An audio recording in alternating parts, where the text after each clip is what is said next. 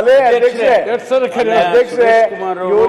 ಇವ್ರೇನಾದ್ರು target fix ಮಾಡಿ ಇಷ್ಟು ಮಾರ್ಬೇಕು ಅಂತ ಇದ್ರೆ ಲೈಸೆನ್ಸ್ ಕೊಡ್ಲಿ, ಬೇರೆ ಬೇರೆ ಪ್ರೈವೇಟ್ ಆಗಿ ಮಾರೋದ್ ನಿಲ್ಲಿಸ್ಲಿ.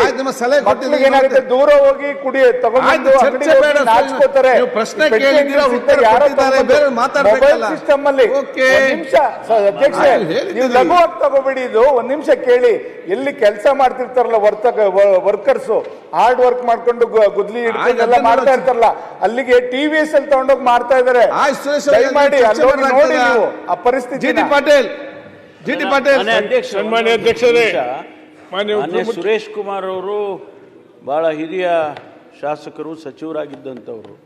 ನೀವು ಈ ಸ್ವಿಗ್ಗಿ ಝೊಮ್ಯಾಟೊ ಅಲ್ಲೆಲ್ಲ ಡ್ರಗ್ಸ್ ಮಾರ್ತಾರೆ, ನಮಗೆ ಇನ್ಫಾರ್ಮೇಷನ್ ಒಂದು ಇನ್ಫಾರ್ಮೇಷನ್ ಇದೆ ಅಂತ ಹೇಳಿದ್ರಿ. ದಯಮಾಡಿ ಆ ಇನ್ಫಾರ್ಮೇಷನ್ ಏನಿದ್ರೆ ನಮಗೆ ಶೇರ್ ಮಾಡಿ.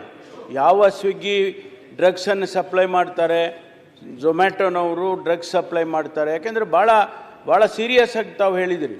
ಇದು ನಾವು ಮಾನ್ಯ ಮುಖ್ಯಮಂತ್ರಿಗಳು ಇದೇ ಸದನದಲ್ಲಿ ಬೆಂಗಳೂರಿನಲ್ಲಿ ಡಿಕ್ಲೇರ್ ಮಾಡಿದರು. We declare a war against drugs in Karnataka, drug free Karnataka ಮಾಡ್ತೇವೆ ಅಂತ ಹೇಳಿ ಡಿಕ್ಲೇರ್ ಮಾಡಿದ್ವಿ. ಆ ಇದರಲ್ಲಿ ನಾವು ಭಾಳ ಹೋರಾಟವನ್ನೇ ಮಾಡ್ತಾ ಇದ್ದೀವಿ. ನೂರಾರು ಕೋಟಿ ರೂಪಾಯಿ, ಸಾವಿರಾರು ಕೋಟಿ ರೂಪಾಯಿ ಡ್ರಗ್ಸ್ ಹಿಡಿದಿದ್ದೇವೆ.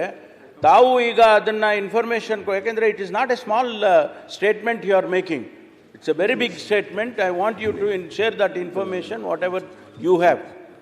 G T Patil. ಸನ್ಮಾನ್ಯ ಅಧ್ಯಕ್ಷರೇ, ಚುಕ್ಕೆ ಗುರುತಿನ 340ನೇ ಪ್ರಶ್ನೆ ಮಾನ್ಯ ಉಪಮುಖ್ಯಮಂತ್ರಿ. ನ್ಯೂಸ್ ಫಸ್ಟ್, ನಿರ್ಭೀತಿಯಿಂದ ನಿಮ್ಮ ಪರವಾಗಿ.